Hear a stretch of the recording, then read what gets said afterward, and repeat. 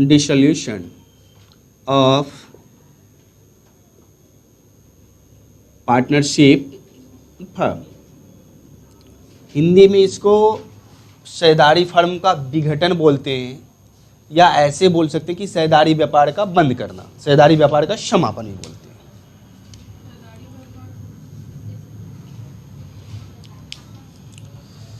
Partnership क्या होती है सभी आदमी जानते हैं,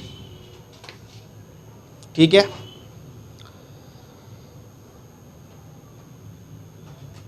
dissolution of partnership firm means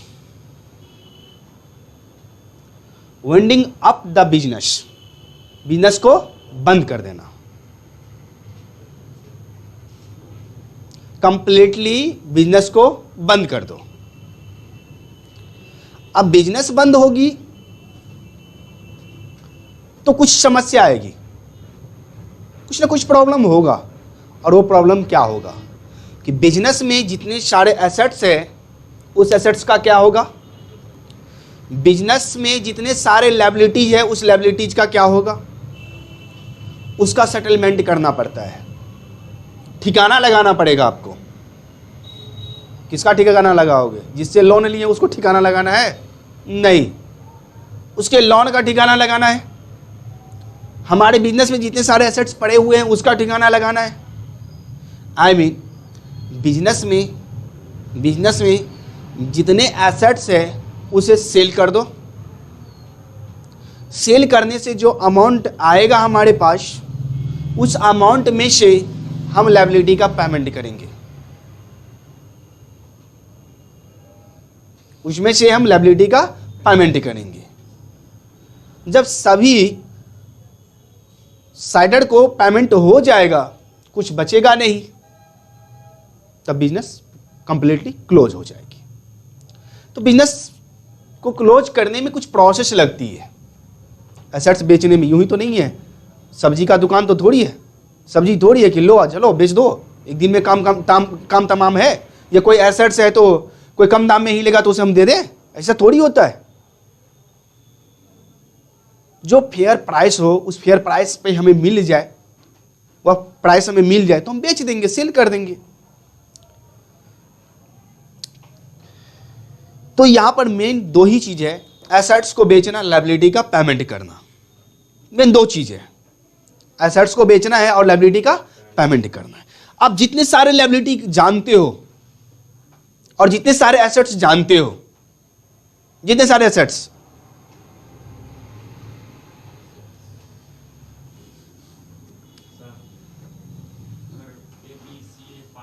हाँ फर्नीचर रहेगा, बोलेगा सी हम फर्नीचर ले लेते तो ऐसे परिस्थिति होगा, वो भी सेल है हमारा। अभी तो हम सेल के बारे में कंप्लीटली हम डिस्कस तो किए नहीं, अभी तो समझिए, तो स्टार्ट ही है। तो जितने सारे एसेट्स हैं उसमें से इस दो पॉइंट को आपको निकालना होगा। जो भी आप एसेट्स जानते हो, कैश या बैंक बैलेंस, जो भी है, हाँ cash in hand, cash at bank बोलते हैं, क्योंकि इसे हम सेल कभी नहीं कर सकते, क्योंकि इसे हम कभी भी सेल नहीं कर सकते। उसके बाद जितना फिजिकल एसेट्स है या नॉन फिजिकल एसेट्स है, सबसे रियलाइज करेंगे। रियलाइज मीन्स सेल करके रुपया रिकवर करेंगे। जब सेल करने से हमारे पास अमाउंट आएगा तो सारे अमाउंट को हम लोग इकट्ठा करेंगे, सारे अमाउंट को हम लोग इकट्ठा करेंगे। और जब इकट्ठा हो जाए तो उसमें से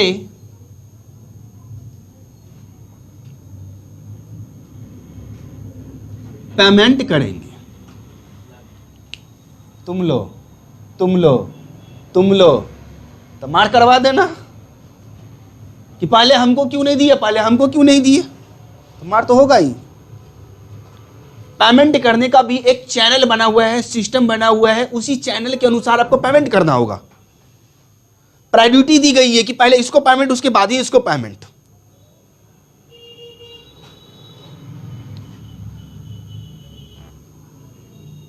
फर्स्ट नंबर में आता है एक्सटर्नल लायबिलिटी, जिसको थर्ड पार्टी लायबिलिटी के नाम से भी जानते हैं, एक्सटर्नल लायबिलिटीज।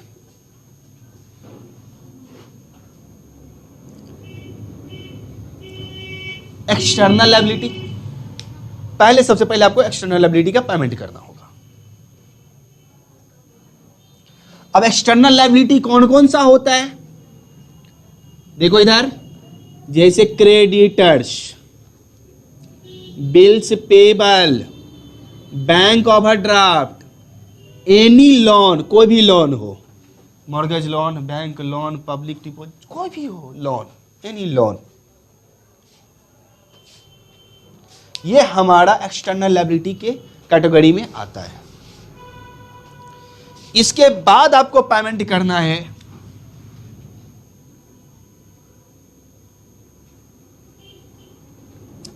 इंटरनल लायबिलिटी का। किसका? इंटरनल लायबिलिटीज का पेमेंट करेंगे। इंटरनल लायबिलिटी वो लायबिलिटी होता है जिसका कनेक्शन पार्टनर से जुड़ा हुआ है। जिसका कनेक्शन किससे जुड़ा हुआ है? पार्टनर से। इंटरनल लायबिलिटी में दो लायबिलिटी आता है। कितने लायबिलिटी? दो liability.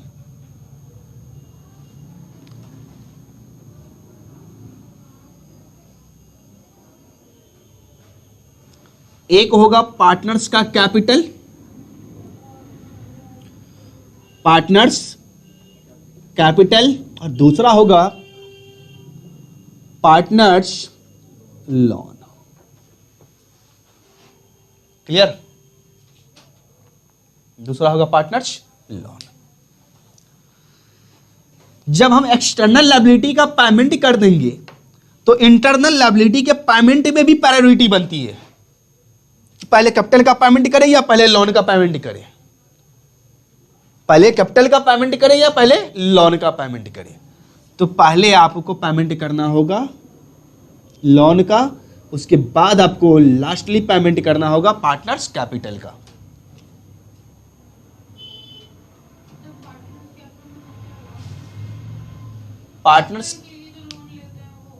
Partners capital means those amount which are invested by partner in the business.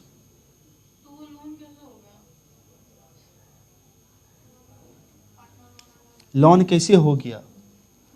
Partner का लोन एज ए लोन दिया है, कैपिटल नहीं दिया है। कैपिटल अलग चीज होती है, लोन अलग चीज होती है। कैपिटल जानते हैं? नहीं जानते।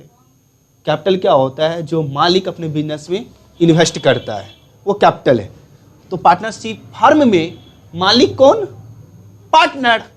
तो पार्टनर जितना अमाउंट इन्वेस्ट किया अपने पार्टनरशिप फर्म में, बिजनेस में, वो पार्टनर्स कैपिटल के नाम से जाना जाता है। सोल प्रोप्राइटरशिप में बोले तो एकाकी व्यापार में हम लोग कैपिटल सीधे बोलते हैं।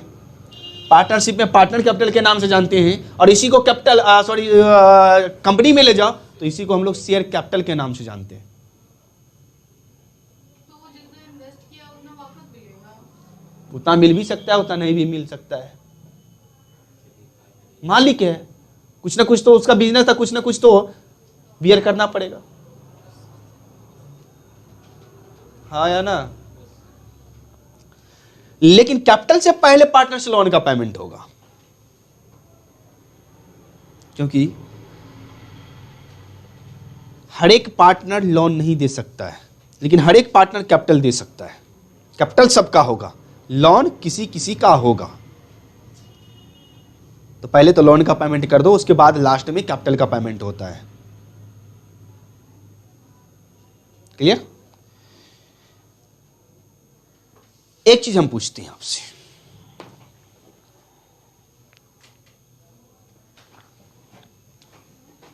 ये मिस्टर पीके कौन है? हम हैं मिस्टर पीके।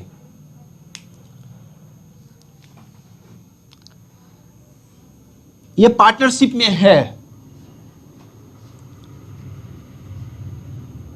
और मिसेज पीके।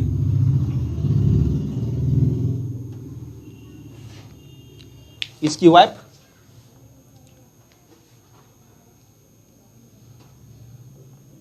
फर्म में कौन है? लोन दिया लोन दी मिसेज पी के, 50,000 रुपया लोन दिया है। कितना रुपया लोन दिया है बताओ? ये इंटरनल लायबिलिटी है या एक्सटर्नल लायबिलिटी है? एक्सटर्नल या इंटरनल? एक्सटर्नल लायबिलिटी है। हमने क्या बोला इंटरनल लायबिलिटी के बारे में? कि वो लायबिलिटी जिसका कनेक्शन किससे? पार्टनर से है। इसका कनेक्शन क्या पार्टनर से है? ये पार्टनर है या ये पार्टनर है? ये पार्टनर है। लोन तो ये दे रखी है, बात समझिए। तो यह फर्म के लिए एक्सटर्नल पर्सन है, ये इंटरनल पर्सन नहीं है। Internal person only owner. Sir तो अगर वो लोन देगा तो वो इन्वेस्टमेंट हो गया ना। कौन लोन? पी के लोन देगा तो लोन ही होगा। इन्वेस्टमेंट तो इसके लिए है ही, लेकिन वह लोन होगा। किसके लिए? इसके लिए। लोन अलग चीज होता है, कैपिटल अलग चीज होता है।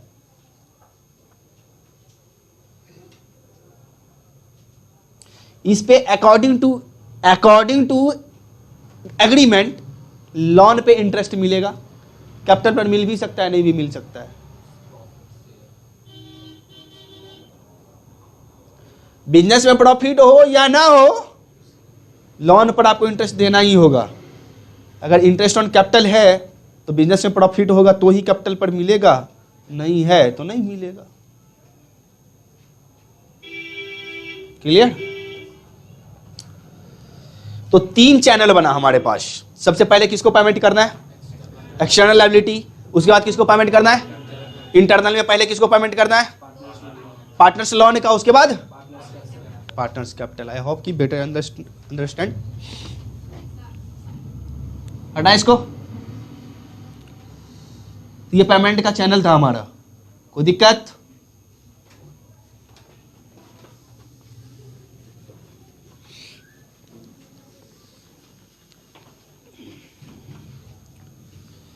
जब हम क्वेश्चन को सॉल्व करेंगे तो हमारे पास ये सब होगा। क्या सब? क्या आ जाता है? हमारे पास बैलेंस शीट होगा।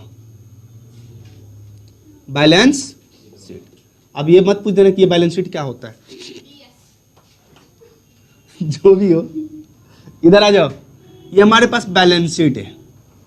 हर एक चीज का ऑपरेशन होता है। बातचीत ऑपरेशन करना सीखो।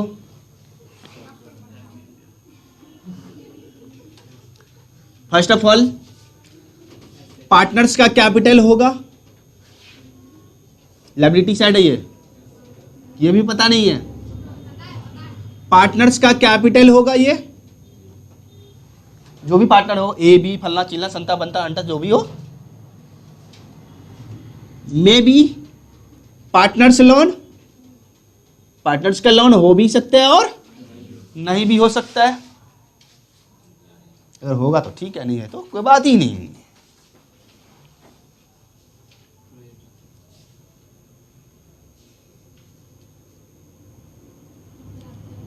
Reserves and surplus. ये क्या होता है? तो इसके आगे हम 2 आंख बनाएंगे और क्या होता है देखिए, GR गर्लफ्रेंड नहीं, जनरल रिजर्व। समझ में आया? आ रहे आप? Reserve fund, general reserve fund,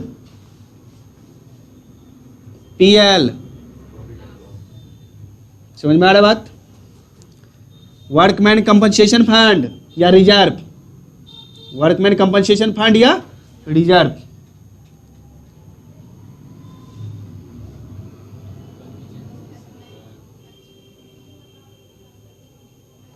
contingency reserve.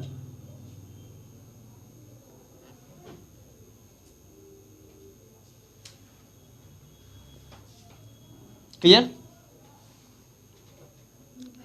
Investment fluctuation fund.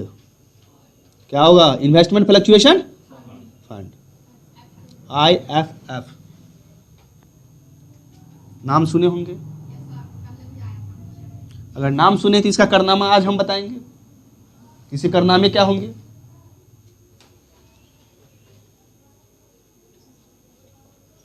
Reserves for DD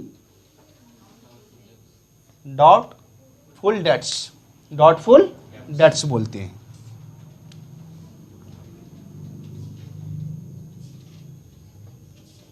reserves for, सबका ऑपरेशन बता देते एकदम क्लियर, यहीं से क्लियर हो जाएगा। Reserves for depreciation,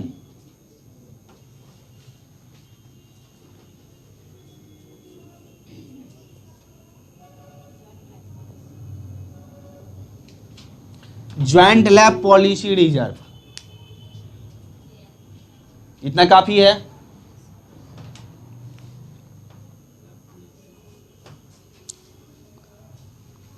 partners capital, partners loan, reserve and surplus में ये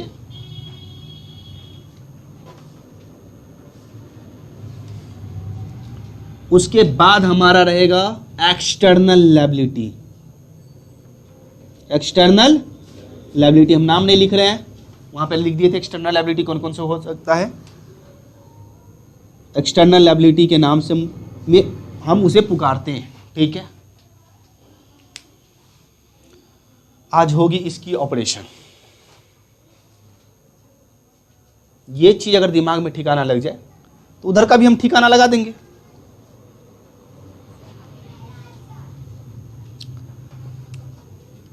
अगर पार्टनर्स कैपिटल का पेमेंट करना चाहते हो तो उसके लिए आपको पार्टनर्स कैपिटल अकाउंट बनाना होगा। क्या बनाना होगा? Partners capital account. कौन अकाउंट बनाना होगा? और पार्टनर्स कैपिटल अकाउंट के क्रेडिट साइड में जाता है ये। कोई दिक्कत? बशर्ते वो लायबिलिटी साइड में होना चाहिए कैपिटल, तो ही जाएगा क्रेडिट साइड में। अगर कभी कभी क्या होता है क्या कि किसी पार्टनर का कैपिटल बैलेंस एसेट साइड में दे रखा है, तो वह कहां जाएगा? कैपिटल अकाउंट के डेबिट साइड में। तो देखेंगे प्रैक्टिकल क्वेश्चन। ये क्लियर? पार्टनर्स लोन का पेमेंट करना है तो उसके लिए बना लो partners loan account.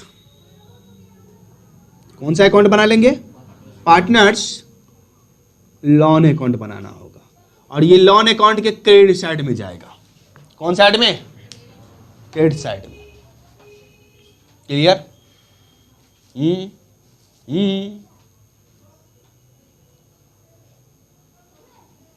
Reserve and surplus में इतने सारे हम पॉइंट लिखे हैं। क्लियर?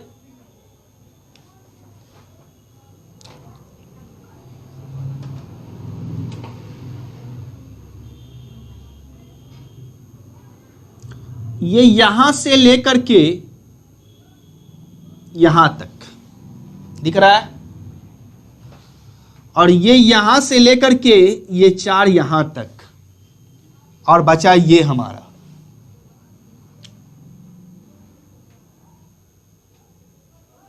पहले इसका काम कर ले। एक्सटर्नल लायबिलिटी, जो भी एक्सटर्नल लायबिलिटी होगा, जो भी एक्सटर्नल लायबिलिटी, समझ में आया बात? जो भी एक्सटर्नल लायबिलिटी है वो, उसके लिए हम लोग बनाएंगे रियलाइजेशन अकाउंट। रियलाइजेशन अकाउंट, और ये रियलाइजेशन अकाउंट के कोई बोला डेबिट साइड, हमें क्रेडिट साइड में जाएगा। क्या बात है सर, सब क्रेडिट साइड ही जा रहा है। कुछ तो है जो डेबिट में जाएगा।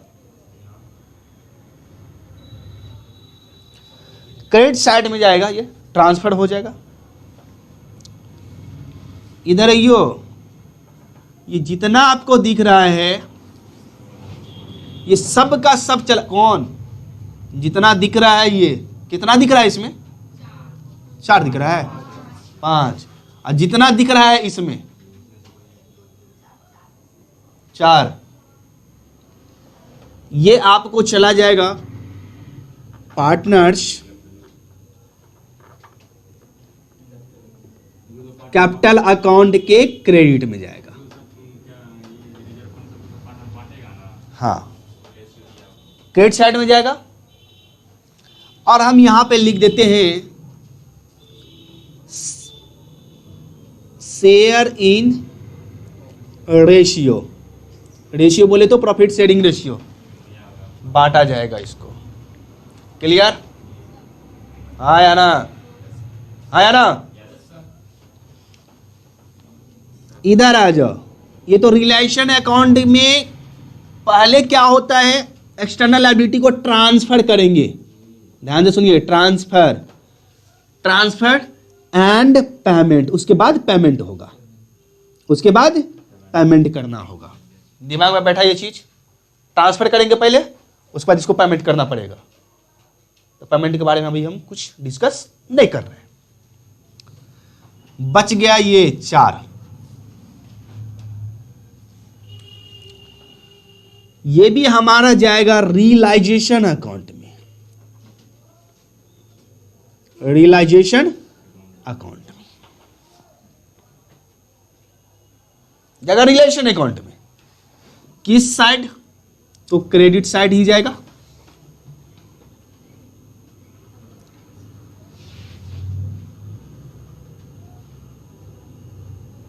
Only transfer not payment, only transfer not payment.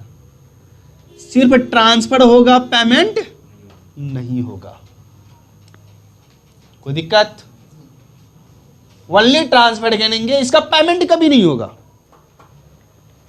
Clear? अगर मोटा मोटी देखा जाए, सब कुछ ट्रांसफर तो क्या है, जो बैलेंस शीट में जो अमाउंट रहेगा वही जाकर रिलेशन अकाउंट क्रेडिट साइड में डाल देंगे, हो गया। ये करनी है। पेमेंट के बारे में डिस्कस करते हैं हम लोग। क्लियर? उसके बाद आ जाओ, एसेट साइड की बात कर ले, कैश या बैंक। इसके अलावा जो भी बचा, land, building, plant, machine, furniture, picture, lease hold property, free hold property, computer, equipment, cycle, motorcycle, ठीक है ना। उसके बाद डेटर, बिल्स रिसीवेबल, स्टॉक, जो भी बचा आपका एसेट्स, हम सबको रखते हैं, सबको रखते हैं। गुडविल, पेटेंट, कॉपीराइट, ट्रेडमार्क, सबको रखते हैं।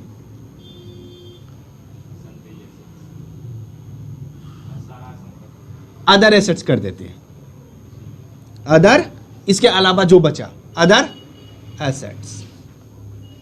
कोई दिक्कत? इस अदर एसेट्स में से निकाल लो एक चीज, इंटेंजिबल। इंटेंजिबल, इंटेंजिबल एसेट निकालो। Intangible assets, what is intangible assets? No छुइंग और नो देखिंग, समझ में आया? हाँ, वल्ली, हाँ, महसूस करिंग। वो एसेट जिसको ना तो हम देख सकते हैं, मतलब जिसका कोई फिजिकल एग्जिस्टेंस होता ही नहीं है, जिसको ना देख सकते हैं ना छू सकते हैं, ओनली महसूस कर सकते हैं कि ओह ये चला गया तो हम बर्बाद हो जाएंगे। इंसान जैसे अपनी इज्जत के लिए मरता है, मान सम्मान के लिए मरता है, शान और शौकत के लिए मरता है, that is your reputation. Reputation means उसका गुडविल है, वो है या नहीं? होता है या नहीं? तो इंटेंजिबल एसेट्स हम बोल दे तो गुडविल, पेटेंट, कॉपीराइट, ट्रेडमार्क, ठीक है, लाइसेंस, ये सब होता है।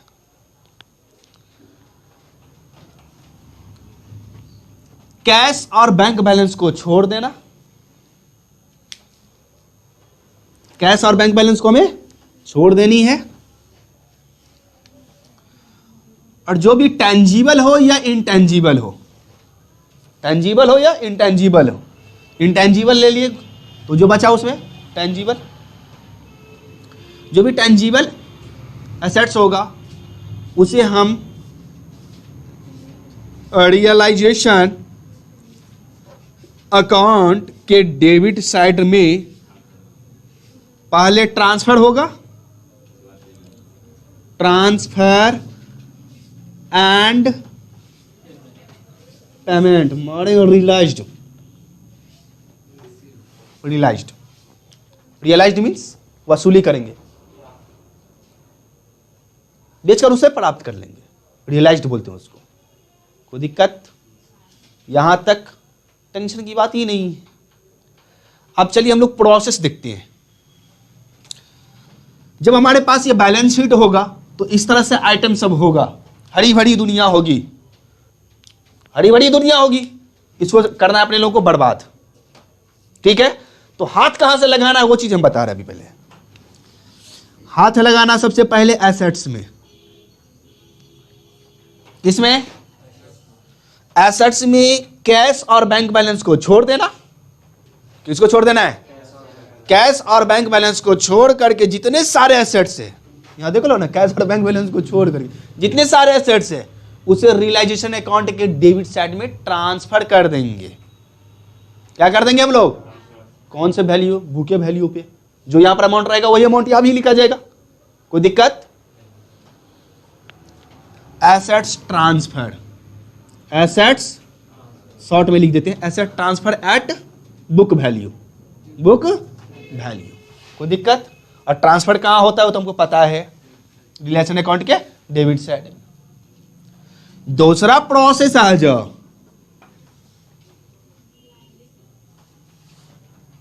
Liability transfer. लायबिलिटी ट्रांसफर कर दें। लायबिलिटी में तो बहुत सारा, ये लायबिलिटी, ये लायबिलिटी, ये लायबिलिटी, ये लायबिलिटी है। तो फिर ऐसे बोलो ना कि एक्सटर्नल लायबिलिटी, जिसको थर्ड पार्टी लायबिलिटी के नाम से भी जानते हैं। External, external liability,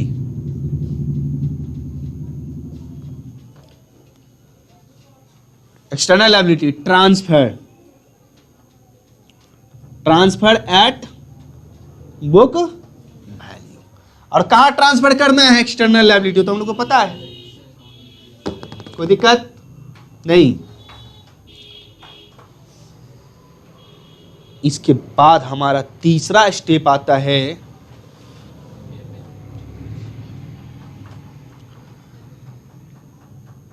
realised, realized from assets. Assets से हमें रियलाइज्ड करना है। अब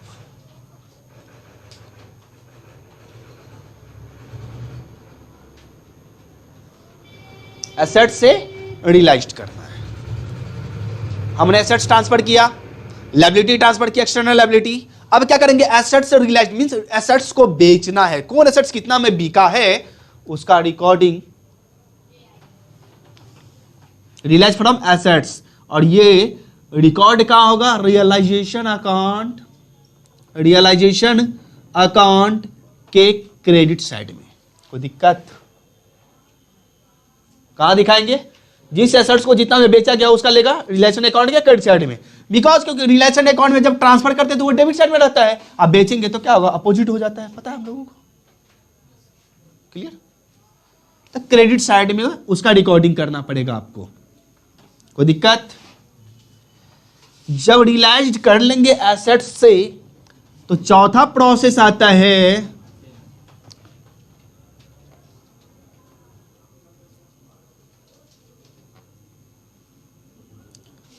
पेड या पे टू या payment to external, external liability. अब एक्सटर्नल लायबिलिटी का पेमेंट करना पड़ेगा। जब एक्सटर्नल लायबिलिटी का पेमेंट करेंगे तो उसका लेखा रियलाइजेशन अकाउंट के डेबिट साइड में करेंगे। बिकॉज क्योंकि ट्रांसफर जो हम लोग करते हैं वो किधर ट्रांसफर करते हैं? क्रेडिट साइड में। देखो एक्सटर्नल लायबिलिटी का ट्रांसफर कहां हुआ है? कोई दिक्कत? यहां तक। अब हम लोग करते हैं जरा डिटेल में डिस्कस रियलाइज फ्रॉम एसेट्स से। रियलाइज फ्रॉम एसेट्स में हमें याद रखना होगा क्या? अगर ये इंफॉर्मेशन एडिशनल इंफॉर्मेशन में दिया हुआ कि किस एसेट्स को कितना में बेचा गया तो कोई टेंशन ही नहीं है। अगर किसी एसेट्स के बारे में, किसी एसेट्स से रिगार्डिंग ये नहीं दिया हुआ कि इस एसेट्स को कितना में बेचा गया, नहीं समझ में आई बात? बैलेंस शीट है, नीचे में रहेगा कि किस एसेट्स को कितना में बेचा गया, बोले तो एआई में रहेगा, नीचे में। मान लो हमारे पास एक बिल्डिंग है, क्या बाबू, बिल्डिंग है, मान लेते हैं हम लोग, हाँ बिल्डिंग 10,000 मान लो, 10,000 का बिल्डिंग है, और नीचे में बोल दिया कि बिल्डिंग से रियलाइज हुआ, realize from building, realized from building, building से रियलाइज्ड हुआ 7,000, कितना रुपया, 7,000, कोई दिक्कत नहीं है, कितना रुपया दिखाएंगे क्रेडिट साइड में, 7,000, ये बिल्डिंग 7,000 रुपया, आंख बंद डबा गया, दिया ही नहीं है कि उस बिल्डिंग को कितना में बेचा गया, बताओ आप क्या करोगे। बिल्डिंग के बारे में ये नहीं दिया हुआ कि उस बिल्डिंग को कितना में बेचा गया। अब समझो, बिल्डिंग पहले ये देखो टेंजिबल है या इंटेंजिबल, अगर टेंजिबल एसेट्स के रिगार्डिंग ये इंफॉर्मेशन नहीं दिया हुआ है कि उस एसेट्स से कितना रियलाइज्ड हुआ, तो हम समझेंगे बुक वैल्यू रियलाइज्ड हो गया। क्या समझेंगे हम लोग, बुक वैल्यू। यहां पर दिया ही नहीं कि उस बिल्डिंग को कितना में बेचा गया, तो हम समझेंगे 10,000 में ही बेचा गया, बुक वैल्यू ही। कोई दिक्कत, याद रहेगा दिमाग पे। अगर कोई इंटेंजिबल एसेट्स है, कौन सा एसेट्स है, intangible, goodwill, patent, copyright, trademark, इस तरह का है, इंटेंजिबल एसेट्स है और उसके रिगार्डिंग दिया हुआ है तो ठीक है, नहीं दिया हुआ है तो हम समझेंगे कि उस इंटेंजिबल एसेट से कुछ भी प्राप्त नहीं हुआ, कुछ भी रियलाइज्ड नहीं हुआ। समझ में आई बात, पॉइंट क्लियर, हाँ या ना। तो टेंजिबल और इंटेंजिबल एसेट्स रियलाइज्ड दोनों क्लियर है, टेंजिबल और इंटेंजिबल एसेट्स रियलाइज्ड। उसके बाद आ जाते हैं, मान लो पार्टनरशिप फर्म में 2, 3, 4, 5, 10, 15, 20, 25, 50 तक पार्टनर होता है। जब पार्टनरशिप फर्म डिजॉल्व होती है तो बिजनेस में जो भी एसेट्स होता है, तो हो सकता है हमारा कोई एक्सटर्नल पर्सन ले ले, जानना पहचान बन बैठा मेहमान, उस व्यक्ति को हम दे दिए, या वो एसेट्स हो सकता है किसी पार्टनर को पसंद आ जाए और वह पार्टनर ले ले।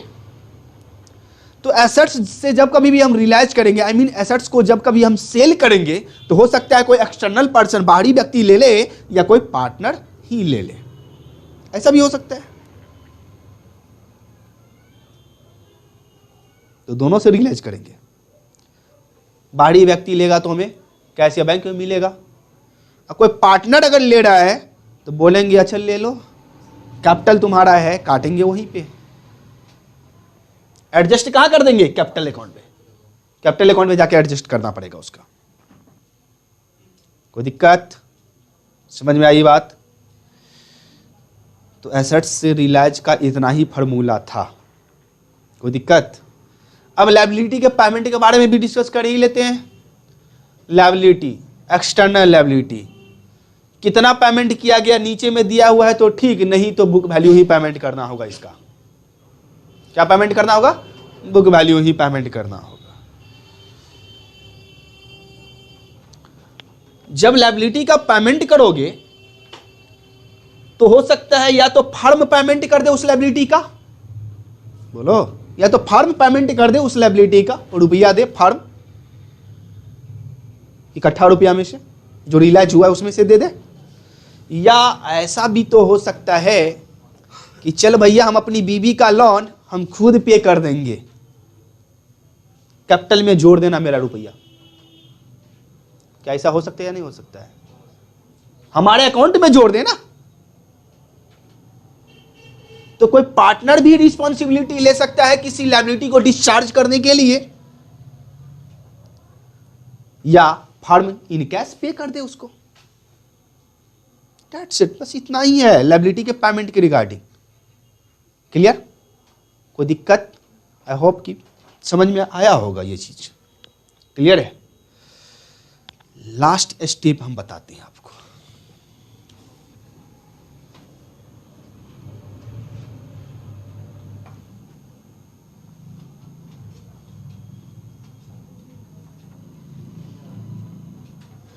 फाइंड आउट प्रॉफिट और लॉस ऑन रियलाइजेशन।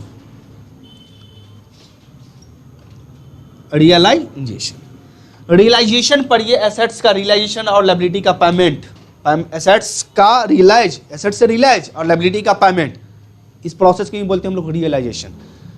रियलाइजेशन पर क्या आपका प्रॉफिट हुआ, क्या लॉस हुआ, ये मालूम कीजिए। और ये प्रॉफिट और लॉस पर किसका अधिकार, मालिक का। मालिक कौन, यहाँ पर पार्टनर, पार्टनर के बीच प्रॉफिट शेयरिंग रेशियो में बांट दिया जाएगा। ये हमारा बेस्ट कॉन्सेप्ट था इस चीज का।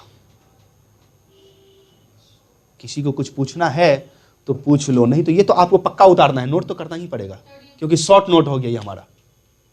बोलिए। जो रिजर्व एंड सरप्लस में जो 5 है, हाँ जो क्रेडिट साइड में जाएगा, हाँ और जो रियलाइजेशन में जाएगा, हाँ 5 और 4 में क्या अंतर है? हाँ, गुड क्वेश्चन। एजम्पशन है इसका कि इससे रिलेटेड बैलेंस शीट के एसेट साइड में एसेट्स है तो ही यह रियलाइजेशन अकाउंट में ट्रांसफर होगा, पेमेंट नहीं करेंगे। ध्यान से सुनिएगा, अगर इससे रिलेटेड जो रिजर्व हम यहां पर बताएं, फंड बताए हैं, इससे रिलेटेड एसेट साइड में कोई एसेट्स है तो ही यह रियलाइजेशन अकाउंट में जाएगा।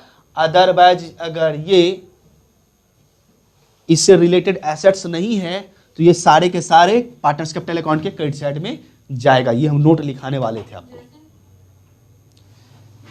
क्या लिखा हुआ है यहां पर, investment fluctuation fund. Investment fluctuation fund हमने सॉरी फर्म ने जो मार्केट में इन्वेस्ट कर रखा है, तो इन्वेस्टमेंट तो होगा एसेट्स में।